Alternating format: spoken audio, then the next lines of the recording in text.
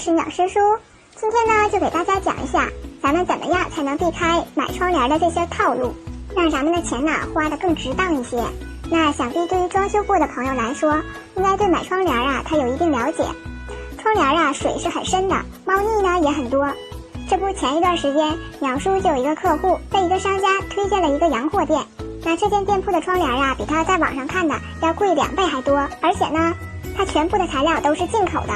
商家又承诺呀，遮光好啊，各种零部件结实啊，耐用啊，怎么样，推销的是五花八门的。那本来呢，他只打算花几百块钱呢，结果呢，这一下子好花了8000多。而买到家不久呢，他就觉得有些后悔了，花这些钱呢，感觉有些不值当，不如当初选那个几百块钱的窗帘了。那对此呢，我们在买窗帘时应该注意些什么呢？首先第一点呢，鸟叔就来给大家讲讲这个窗帘的布料。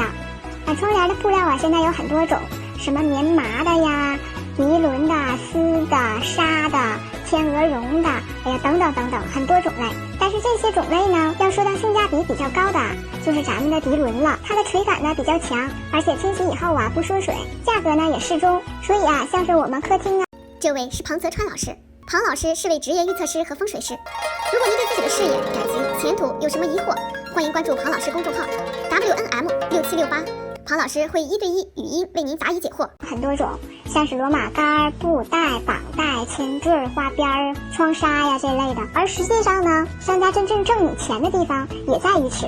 咱们就打罗马杆来讲，便宜的呢有20、30的，那贵一点呢50、60，甚至上百的。那这种东西呢，你说实用吗？跟它的价格来比，它显得有点华而不实，不如普通的窗帘杆。只要是不买那种质量太差或者是塑料的，一般的窗帘杆质量都还是可以的。那第3点呢，就是窗帘的尺寸。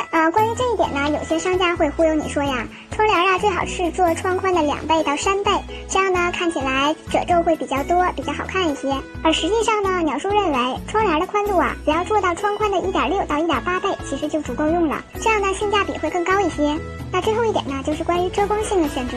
那一般呢，遮光性越好的窗帘啊，它价格也越贵。